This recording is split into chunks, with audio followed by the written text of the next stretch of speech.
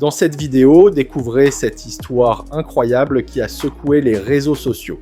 Une trottinette électrique avait dépassé une Tesla sur une autoroute bondée. L'histoire s'est passée à Auckland, en Nouvelle-Zélande.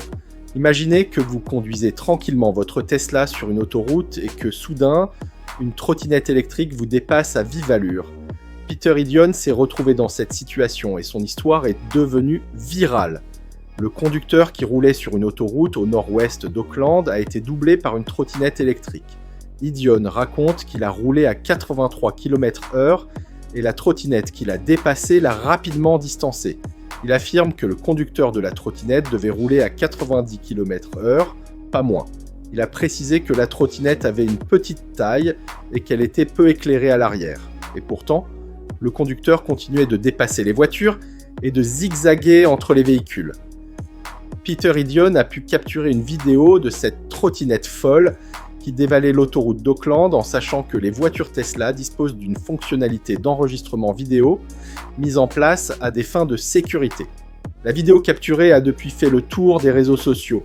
Certains ont admiré l'exploit du pilote de la trottinette, d'autres se sont indignés face au potentiel danger d'une telle manœuvre sur une autoroute.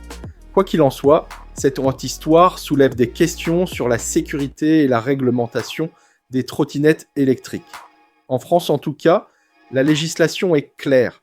Les trottinettes ne peuvent pas rouler sur les trottoirs ni sur les voies rapides et sont uniquement autorisées sur les pistes cyclables avec une vitesse maximale de 25 km/h.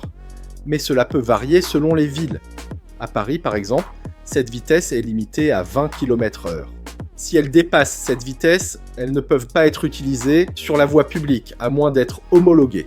Les plus puissantes restent autorisées, mais seulement sur une propriété privée. Par ailleurs, le port du casque est obligatoire. Les sanctions en cas de non-respect des règles sont sévères, jusqu'à 1 500 € pour l'utilisation d'une trottinette débridée et non homologuée.